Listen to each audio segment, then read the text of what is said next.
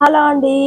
Important function ఉంటే అయితే ఇంకా మేమైతే బయలుదేరి వెళ్తున్నామండి. ఇంకా వెళ్తుంటే రోడ్డు పొడుగునా ఇంకా పచ్చటి ప్రకృతి, పల్లె వాతావరణం అంతా చాలా ఆహ్లాదకరంగా, కంటికి ఇంపుగాను, ఇంకా చాలా ప్రకృతికరంగా రమణీయంగానైతే ఉందండి. ఇంకా నాకైతే చూస్తుంటే అయితే చాలా బాగా అనిపించిందండి.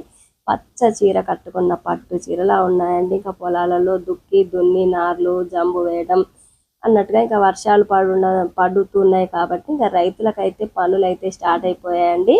వ్యవసాయం పనుల బిజీలో ఇంకా రైతులంతా చక్కగా ఇలా పొలాలలో వరి పైర్లు ఇంకా వేయడం, జంబు రాకడం, ఇంకా ఇలాంటి పనులన్నీ చేస్తూ ఉన్నారండి. ఇంకా నేనైతే ఒక వరి పైరు దగ్గర అయితే ఆగానండి.